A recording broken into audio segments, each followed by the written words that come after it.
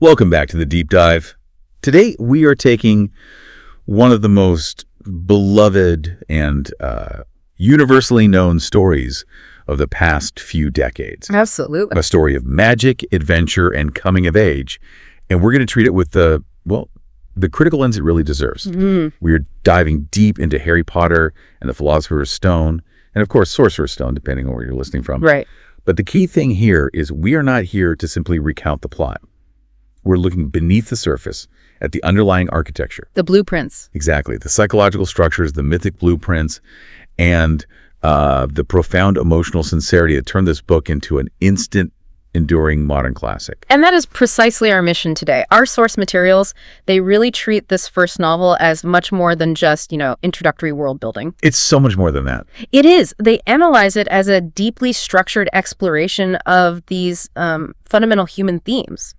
So our goal is to extract those foundational concepts. We're looking closely at identity, the search for belonging, the moral weight of choice, and that classic mythic structure, the hero's journey. Right.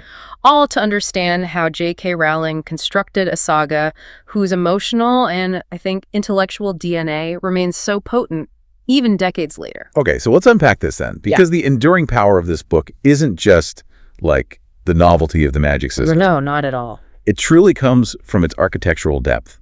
It's a story about a boy who goes from being trapped in a literal cupboard to confronting a vestige of the darkest wizard who ever lived. A huge leap. It's a massive leap, but the real subject here is the profound why and the how he makes that transformation. It's about the moral courage required to accept a destiny you didn't even ask for. And to truly appreciate that transformation, we have to start at the absolute psychological nadir of the story. Under the stairs. Under the stairs. Harry's isolation. His life with the Dursleys isn't just a grim setup, it's the crucial psychological foundation for everything, and I mean everything, that follows. If you look at it through a narrative lens, he is completely unseen, unheard, and unwanted. The Dursleys are more than just cruel guardians. How much more? They represent, as the sources suggest, these crushing forces of conformity and absolute fear. Yes, the fear of difference. The fear of difference, the fear of power, and above all, the fear of anything magical or abnormal. They represent the suppression of the authentic self. That's a crucial distinction to make. If we view the magical world and Harry's emerging powers as a metaphor for his true, powerful identity, But you have to. then the Dursleys are the external forces demanding that identity be suppressed. Harry's early deprivation, being confined to that cupboard, enduring this constant psychological abuse, it shapes his core longing. Everything he does throughout the rest of the series, the search for connection, for meaning, for unconditional love, it's all rooted in that initial trauma, that longing for a family he remembers only in these flashes of green light. That's the deepest wound in the entire story. It really is the ultimate starting point for a hero, isn't it? Completely stripped of agency and identity. Completely. So once that psychological need is firmly established, destiny has to intrude. And then we get the classic call to adventure. The Hogwarts letters. The relentless arrival of the Hogwarts letters. And the letters are such a masterstroke of a literary device. I mean, they symbolize the insistence of truth breaking through suppression. I love that phrasing. The insistence of truth. It's perfect, isn't it? The magical world is calling Harry home, and that call simply cannot be silenced. We see Vernon Dursley, who is basically the avatar of order and normalcy. Oh, he's obsessed with it. Trying these increasingly ridiculous measures to maintain control. Nailing up the mailbox, driving out to the middle of the ocean. That whole escalating sequence, it highlights just how inevitable, how structural the truth of Harry's identity is. It emphasizes that the universe itself is insisting on correcting the error of his suppression. And when suppression fails, the guide arrives. We meet the quintessential threshold guardian, the person who facilitates the change from the known mundane world into the realm of adventure. Hagrid. Hagrid. This feels like the true emotional turning point of the whole book. It absolutely is. Hagrid is monumental, literally and figuratively. He's the first adult to show Harry genuine, unconditional warmth and kindness. First one. He breaches that boundary the Dursleys so carefully maintained, and he physically guides Harry across the threshold into the magical world. But here's where it gets, for me, really interesting. Go on. Hagrid doesn't just introduce Harry to the world of magic. He reveals Harry's own fame. He tells him he's the boy who lived, And this just immediately throws Harry into a total identity crisis. Precisely. It creates this immediate essential tension, this duality that really defines Harry for the first few books. Oh, yeah. It's the difference between how the world sees him, the boy who lived, the celebrity, the hero, versus his own suppressed self-perception. Which is the unwanted average orphan. Exactly. And that tension between his external identity, his fame, and his internal truth, the person he actually is, that is a core psychological conflict that drives his search for authenticity. He has to somehow reconcile the legend with the boy. And this whole discovery of identity, it culminates in this metaphorical awakening in Diagon Alley. It's often just celebrated for its whimsy, the first look at the magical world. Yeah. But our analysis shows it's a necessary stop on the hero's journey for the acquisition of symbolic tools. It's the moment Harry begins to collect the components of his true identity and his legacy. We have to look closely at the symbolic significance of the key items he acquires. They're not just props. No, the sources highlight that they aren't mere props at all. They're foundational. Okay, let's start with the big one, Yeah. the wand. Ollivander's description, the wand chooses the wizard. That's critical here, isn't it? It is so critical. The wand isn't just a tool. It represents destiny and internal power. Its choice signifies that Harry's potential is inherent. It's something inside him. It can't be taught. It can't be taught or conferred, only unlocked.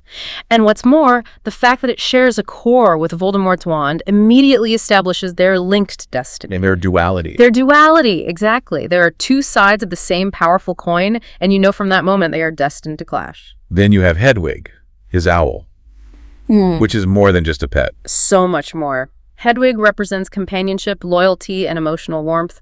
She is a silent, constant presence who fills that emotional void left by the Dursleys. Right. She's a living, breathing symbol of the love and connection he's been missing. She's an emotional anchor in this new, frankly terrifying world. And finally, the Gringotts vault, the piles of gold. That is his financial and symbolic inheritance. This isn't just money. It's a connection to his parents. Yes, it represents the legacy of his parents. So by taking possession of these things, power, which is the wand, connection, Hedwig, and inheritance, the gold Harry physically and metaphorically begins the process of transformation. From the boy in the cupboard. To the boy destined for greatness. The entire sequence is about establishing not just who he is, but the resources, both magical and emotional, that he's going to need to survive. Okay, so once Harry has embraced this emerging identity and acquired his tools, he arrives at Hogwarts. And the sources are absolutely right to insist that Hogwarts is more than a school. It's a character. It's a dynamic, transformative character in itself. Exactly. Hogwarts is the training ground, but its architectural features, the moving staircases, the hidden rooms, the shifting challenges, the living portraits, all of that symbolizes the fluid, confusing, and sometimes perilous nature of identity formation, of growing up. The entire setting embodies discovery, forcing the students to navigate external magical laws while at the same time confronting their internal personal truths. And that leads us immediately to the defining moment of the book, which the analysis deems one of the most important psychological moments. I'd agree with that. The sorting hat scene. It forces a decision right out of the gate, and in doing so, it establishes the central moral code of the entire saga. It's the moment the series declares its philosophical stance. The hat sees ambition, it sees talent and potential that could absolutely lead Harry to Slytherin. It says he'd do great there. It does, but Harry actively chooses Gryffindor. He internally yells, "Not Slytherin." That self-aware refusal to follow a path of dominance and purity, which is what Slytherin symbolizes, it establishes the story's fundamental moral force. That choice, not inherent nature or predisposition, defines your identity and your destiny. This is an absolutely critical moment because it instantly separates Harry from Voldemort. Instantly. Voldemort's identity was shaped by fear and the refusal to choose love or vulnerability. Yeah. He essentially allowed his traumatic past to dictate his future. Yes. Harry, in contrast, is defined by the moral clarity to value courage and connection over dominance. It is the first great thematic statement of the series, and it is beautifully economical. The self is malleable. It's defined by the moral decisions we make, particularly when we're faced with temptation. It affirms that even when you're destined for something great, how you achieve it, the path you choose to take, that is your ultimate moral compass. And his choice is immediately rewarded, isn't it? It's reinforced by the formation of the core group, the Golden Trio. The sources argue and I think compellingly, that the early chapters establish that true heroism is communal, not solitary. That communal heroism is the key structural element that differentiates Harry from the solitary-driven Voldemort. We can analyze the trio as a comprehensive psychological triad. They have to work together to succeed. Okay, let's break down that triad. Where does Ron Weasley fit in? So Ron serves as the symbol of loyalty, emotional grounding, and practical human connection. He is the heart. The heart. I like that. He offers unconditional support and connection, and crucially, he embodies the willingness to sacrifice for friends, which we see so dramatically later on the chessboard. We'll get to that. And he teaches Harry about the normalcy and resilience of a large, loving family, the absolute antithesis of the Dursleys. And then there's Hermione Granger, the intellectual powerhouse. Hermione provides the intellect, discipline, and the moral courage that comes from knowledge. She is the mind. Right, the mind. She's the logic engine, the repository of facts, often saving them from danger simply by knowing the correct spell or the right solution. Her presence ensures that courage and determination are balanced by preparation and rigorous thought.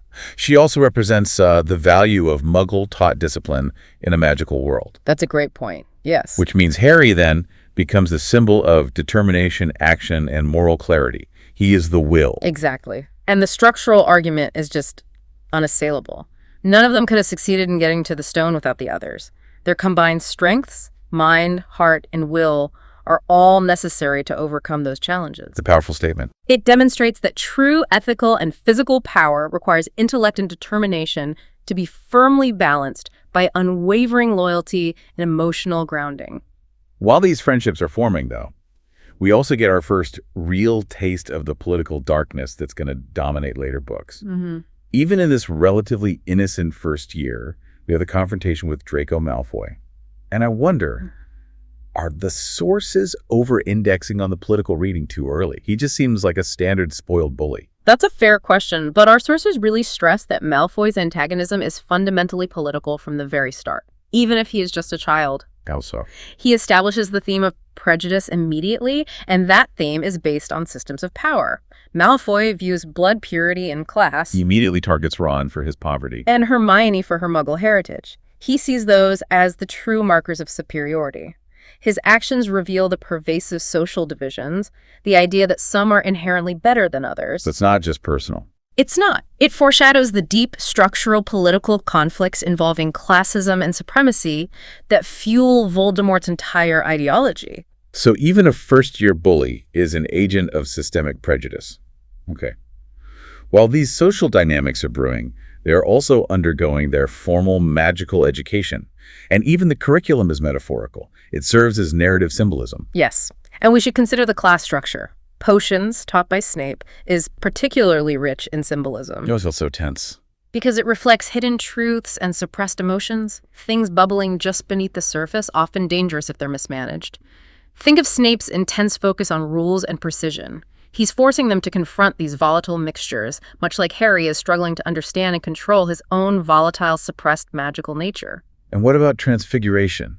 The art of changing something into something else entirely. That class represents the possibility of fundamental, deep change. It's a direct reflection of Harry's own transformation, isn't it? From a Muggle world non-entity to a wizard. Exactly. It is the ability to redefine and reshape the world, and indeed, the self. And then there is defense against the dark arts, which is, ironically, taught by the nervous, seemingly inept Professor Quirrell.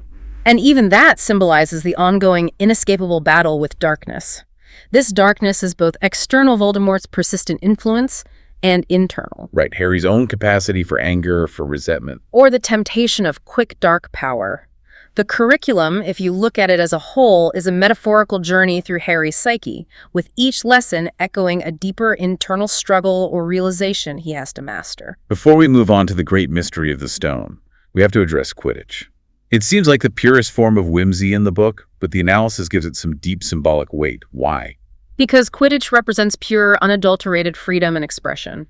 Harry is a natural flyer. He's amazing at it from the start. And his innate talent allows him to soar above everything. When he's on that broom, he experiences a total liberation from the confinement, the suppression, the trauma of his childhood. The broom physically elevates him beyond earthly constraints and emotional baggage. It's the ultimate discovery of a powerful, capable self, completely untouched by the Dursleys' limitations.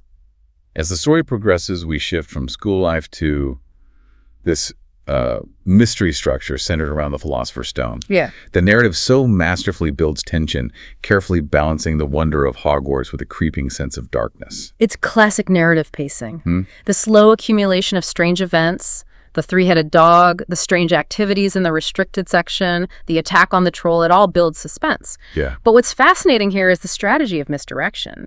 Snape is presented so explicitly, so repeatedly, as the obvious villain. You're meant to hate him. You are. He draws all the reader's suspicion, and that allows the real hidden enemy to operate completely beneath the radar. The genius of Rowling is that she rewards the attentive reader, the one who notices the subtle clues about Quirrell, like his shivering or his constant stuttering. Which disappears at the end. Exactly. But the initial misdirection ensures the reader is focused on this obvious external malice, Snape's apparent resentment, rather than the hidden, quiet, unassuming evil that Quirrell actually embodies. And this investigation leads them to the emotional centerpiece of the book, which reveals Harry's deepest motivation and his core trauma, the Mirror of Erised. The mirror is just an incredible device because it's not just magical, it's profoundly psychological. It reveals the deepest, most desperate desires of the heart. For Harry, that desire is fundamental and devastating. He sees his parents alive, loving and present, accepting him. It brutally underscores his core wound, the loss of family and unconditional love. But the scene is so essential because it is immediately followed by Dumbledore's wisdom, which introduces a critical overarching theme for the entire saga. Right, Dumbledore's lesson. Dumbledore warns Harry that desire must be tempered by reality. He says, "It does not do to dwell on dreams and forget to live." Such a powerful line. It is. The mirror reflects this profound, justifiable longing, but it also reflects the danger of being paralyzed by that longing, of becoming obsessed with what was or what could have been, rather than engaging with what is. It's a subtle but powerful warning against obsession, which is, when you think about it, Voldemort's central flaw. Precisely. Voldemort is obsessed with power, with immortality, with circumventing death. It's a dangerous, paralyzing form of desire. Dumbledore uses the mirror to teach Harry about the destructive nature of dwelling on these unchangeable past desires. So with the danger looming over the stone, the narrative shifts from observation to action. The trio moves from being passive students, just absorbing knowledge, to active agents who are protecting something precious. They choose to enter the fray. They choose to. And this transition marks their commitment to destiny. Their journey beneath the trapdoor is a literal and symbolic descent into the underworld. It's a classic stage of the hero's journey. The final test. This descent into the heart of the darkness is the final test before confronting the shadow figure. And the obstacles they face beneath that trapdoor are so brilliantly designed because they confirm the structural integrity of the trio right up until the final chamber. Absolutely. The trials are archetypal. First, you have the enchanted plants, the devil's snare, which requires Hermione's quick intellect. Her logic. She has to analyze and deduce the correct spell based on her knowledge of herbology. Without her intellect, they are strangled immediately. Then we have the flying keys, which require Harry's skill, his courage, and his unique talent for flying. He has to be the active force, showing that determination is required to move forward. And then the ultimate test of strategy and communal sacrifice, the life-size chess game. This is Ron's moment. It is entirely Ron's moment. It requires his tactical intuition and, crucially, his willingness to sacrifice himself so that Harry can move forward. This powerfully embodies the loyalty and emotional grounding we identified as Ron's core strength. He is the heart in action. And finally, the logic puzzle Snape's Potions Challenge, which, once again, requires Hermione's rigorous reasoning and discipline. She deciphers the riddle, confirming the absolute necessity of her mind power to the group's success. And notice how the structural logic works here. They only pass the tests that utilize their combined triad of mind, heart, and will. It's all three of them. But the final confrontation, the ultimate test of moral clarity and love, is Harry's alone. It underscores his role as the chosen hero who has to face his destiny by himself, even though he only got there because of his friend's sacrifices. This final confrontation provides the thematic climax, and it starts with the devastating reveal of Professor Quirrell. The reveal of Quirrell as the antagonist serves such a powerful thematic purpose. The sources emphasize that evil doesn't always appear monstrous or threatening. No, sometimes it stutters. Exactly. Sometimes it looks nervous, timid, and unassuming. Quirrell embodies the idea that destructive power often exploits existing weakness and insecurity. And Voldemort living parasitically on the back of Quirrell's head. I mean, that is the ultimate physical symbol of destructive power. It's grotesque. Quirrell surrendered himself entirely to that dark force. He became merely a vessel, a servant. It shows that evil hides in the weakness of those willing to serve it, feeding off their insecurity and low self-esteem. And the philosophical showdown between Harry and Voldemort, channeled through Quirrell, it crystallizes the core conflict of the entire book, and really the whole series. The tension between love and power. That's it. It's a battle of worldviews. Voldemort believes that fear, dominance, and a refusal to die are the ultimate sources of strength. His entire philosophy is built around control, immortality, and the avoidance of all vulnerability. And Harry, driven purely by instinct and his deep core wound, discovers the opposing truth. That love, sacrifice, and protection hold a deeper, invincible strength that Voldemort cannot master or even perceive. Which brings us back to Lily Potter's sacrifice. It all comes back to that. Yeah. The term used by our sources is metaphysical protection. And we need to clarify what that means because it's often confused with just being like a momentary physical shield. That's right. It is not just a standard physical defense. Metaphysical protection refers to a structural, ancient magic tied to unconditional love. Voldemort's magic is built on selfishness, hatred, and fragmentation, like the Horcruxes. Right. Lily's love is a structural foundation that his dark magic fundamentally cannot register or comprehend. It's a magic that operates completely outside his emotional spectrum. So because he refused to love. He created a weakness in his own power structure. Lily's sacrifice created a lasting structural bond that makes Harry untouchable by Voldemort's physical self in this parasitic state. And that is why the physical act of Harry burning Quirrell and Voldemort with his touch is so profound. It's not a spell he's casting. No. It's the manifestation of that inherent structural protection reacting to pure fragmented darkness. It's the physical triumph of connection over isolation, of vulnerability over dominance.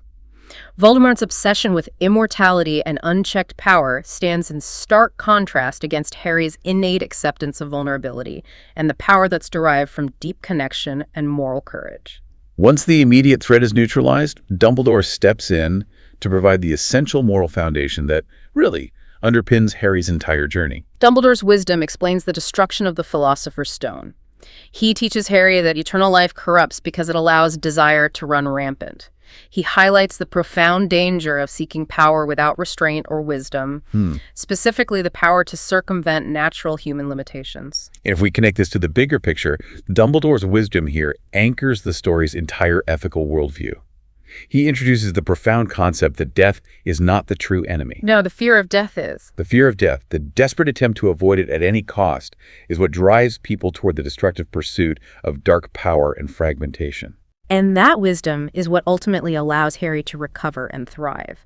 The school year concludes with Gryffindor winning the House Cup, which symbolizes the triumph of unity, courage, and integrity over the individualistic, prejudiced ambition of Slytherin. But the true victory, as the analysis points out, it lies not in the points or the trophy. It's in the profound internal growth of the characters. Harry returns to the Dursleys completely transformed. He is no longer the isolated boy in the cupboard. He carries something unchangeable back with him. He carries the knowledge of his heritage, the concrete friendships of Ron and Hermione, and the undeniable understanding that he is part of a much larger, powerful world that acknowledges and cherishes his true self. Right. His moral integrity has been tested and affirmed by his choices. And I think the reason this book resonates across generations is that it captures these universal human experiences wrapped in these incredible, accessible, magical metaphors. We're talking about the deep emotional truths, right? The universal longing to belong, the desire to understand one's identity in the face of external pressure, the fear of loss, and the absolute hope for lasting friendship. These aren't just fantasy tropes, they are the core emotional pillars upon which the entire 7-book series is built. The narrative structure here, which blends simple fairy tale logic with this profound psychological realism, is deceptively simple, but it's incredibly effective. It introduces these complex themes through the lens of childhood innocence, while constantly hinting at a vast, terrifying darkness that exists just beneath the surface of the classroom walls. And crucially, this book sets the moral and emotional architecture for the entire saga. All the major conflict and themes of the future books are introduced right here in miniature form. It sets the stage for the escalating stakes. Let's just review those foundations. Prejudice, classism, and the political threat of supremacy are established right away through Malfoy's early interactions. Yes, and the philosophical stance on death and immortality is established through Dumbledore's wisdom about the stone and the power of love. The concept of free will and personal responsibility is established with the Sorting Hat's choice. Right from the start. And the ultimate concepts of corruption and sacrifice are clearly introduced in the confrontation with Quirrell and Voldemort and the revelation of Lily's protection. The foundation is incredibly robust. Harry's victory over Voldemort here is temporary. It's a skirmish, not the war. Not even close. But the lessons he learns, the power of love, the importance of choice, the strength of friendship, and the certainty of his identity, those are the permanent weapons he carries forward. So, what does this all mean at the end of the day? The journey of the Philosopher's Stone is not merely about defeating a first-year villain. It's about understanding the fundamental forces that define humanity. Love, loyalty, and the difficult moral choices that shape a person's destiny. It's a modern myth chronicling a journey from deep isolation to profound belonging, and it's a meditation on the fundamental tension between love and the self-destructive pursuit of power. Absolutely. The story proves that magical strength is secondary to moral strength. The unstealable power Harry acquires isn't the ability to cast advanced spells. No. It's the acceptance of his own vulnerability and the strength he derives from his connections to others. To summarize, this first book is the indispensable foundation. It's a defining story of identity, a necessary journey from isolation to belonging, a modern myth, and a powerful demonstration of how choosing love and connection consistently triumphs over the fear-driven, self-destructive pursuit of unchecked power. And that leaves us with a provocative thought for you to consider as you reflect on this first chapter of the saga. Harry returns to the Dursleys at the end of the year, right? And he's carrying this immense, unstealable treasure, the knowledge of his worth, his heritage, and his friendships. So what does it mean for you when your core identity is suppressed by your environment, only to be recognized and fundamentally affirmed by an outside force? And what happens when you realize the most powerful, unstealable thing you own is not something physical, like the Philosopher's Stone, but the knowledge of who you are and where you truly belong? A truly powerful thought to end on, and one that I think speaks to the enduring magic of the entire series. Thanks for diving deep with us. We'll see you next time.